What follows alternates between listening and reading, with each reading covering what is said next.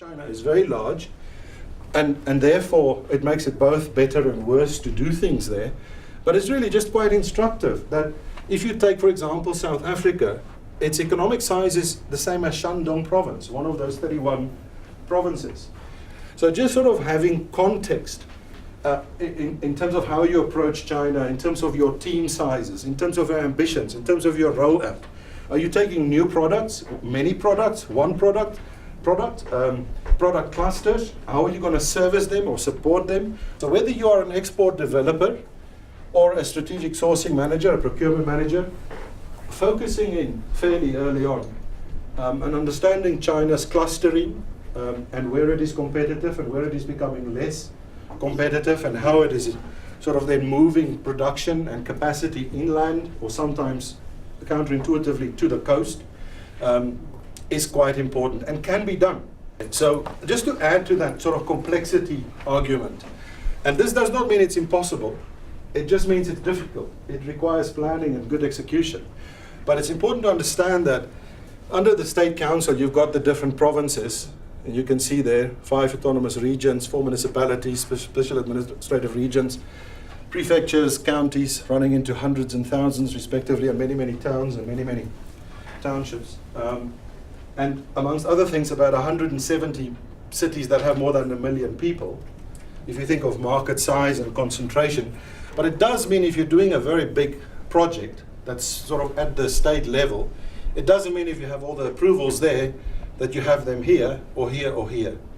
And if you have distribution channels for a technology product or a consumer good, doesn't mean that it will be so smooth. All I would say is that it requires careful planning early on in the venture to make sure that you've got the capacity to understand this very, very well, but then also to drive the issues at these different levels. And you'll obviously then have industry associations, you'll have ministries, you might have government departments at state level and at these different levels that you need to interact with, and sometimes several. And that can be a barrier, but it doesn't need to be. Very briefly to say that there is the traditional culture which is, coming from South Africa, like myself, sometimes difficult to understand and to relate to, but one can certainly learn. And to make the point that there's also this dynamism in the culture and understanding that it is not static, that you have sort of the emerging values, open door, returning sea turtles coming back, people that have studied overseas and coming back to China, MBA degrees from this university, from Harvard, from other schools, influencing management thinking and government policy making. But you still have some remnants of the communist era, of course, and way of planning. And before that, and still, some of the traditional values, which I explained here as, having sort of the basic tenets in the beginning, at least, of Confucianism, Taoism, and Buddhism, with maybe legalism and ancestor cult as key elements. But that is now blended with other influences. But it's important to think very creatively and very much sort of in a flexible manner and adapting your own view and methodologies as you learn. So something like sourcing one can break down into great detail or just high level. This is sort of some basic elements that we look at and remind ourselves, and we continuously evolve this. First, in terms of understanding China and how that impacts on strategy, and that breaks down into various elements, and you can maybe see some of the things that we would look at. And then implementation in terms of your in-house ability and how you go in with your model into China and how that relates to best practice and maybe global HQ. And for me, all I'm saying is that whether you're going to be in export development, whether you're going to be in strategic sourcing, whether you're going to invest in plants and capacity in China or attract investment from China, you're going to have to unravel sort of some of the challenges of how to, and this is just one example. On sourcing though, if you get it right, and I could choose many examples, but on sourcing, we've seen, for example, that you can end up with a 30% saving in most categories, where you have a lot of labor cost benefit, material cost, tooling, financing cost benefit, on top of what is sort of a traditional source, which sort of gets you to a very significant saving very quickly, but not with risks mitigated. And therefore you then need to go and look at ways of mitigating the risk. But the fact is that if you do this well, you can potentially end up with a very significant business and strategic advantage potentially by just doing one of those levers or one of those strategic areas of engagement in China very, very well. I would distill it down to say that China's importance is undisputed, and it is only increasing, and it will influence all of us and our businesses, our countries, our businesses, our industries more and more. What is perhaps even more scary or more pertinent is the fact that there's still a whole sort of second and third wave on the way, just from Asia, let alone other developing countries. If we have a conversation in similar vein on India, Indonesia, Vietnam, we can see significant scope, opportunity scope, but also competitive threat. And I think that's the starting point where we need to start to think differently and be open for what that then means in terms of how we run our businesses. I think simply the opportunities here, you can see 3 opportunities, are in resources, technology, value-add manufacturers, services, and I think that need is sustainable. So selling into that market is possible, is being done, and China does import $1.2 trillion of imports.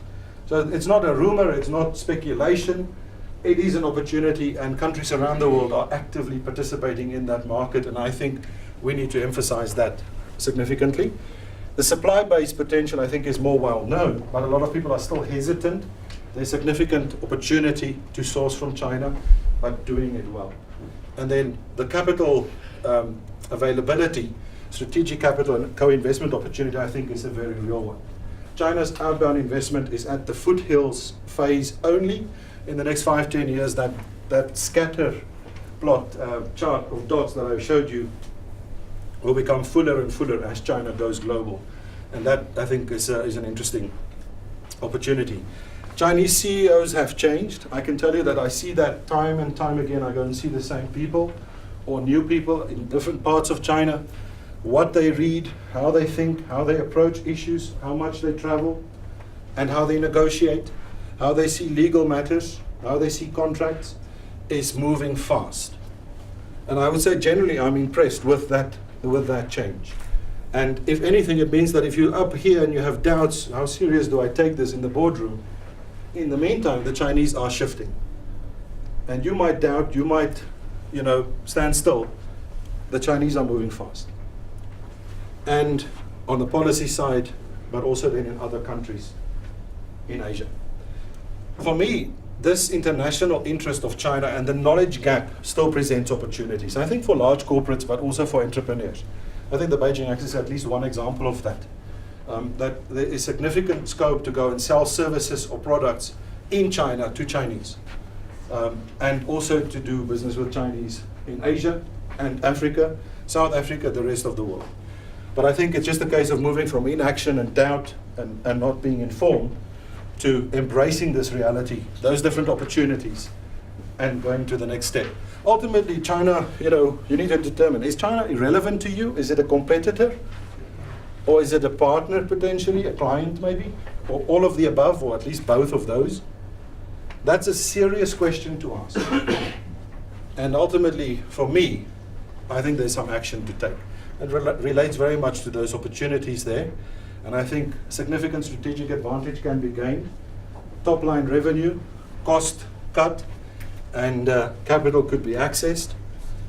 So I think on various different fronts and angles, there is scope to engage more with this large entity. And finally then, are you geared to respond to this new world? Are you able to strategize? And are you able to implement those strategies? And all of what is involved in doing so. And I would say it sort of ends off with, for me, do you have the people that can drive that into the future? Thank you, Kobus. Thank you. Can we open the floor?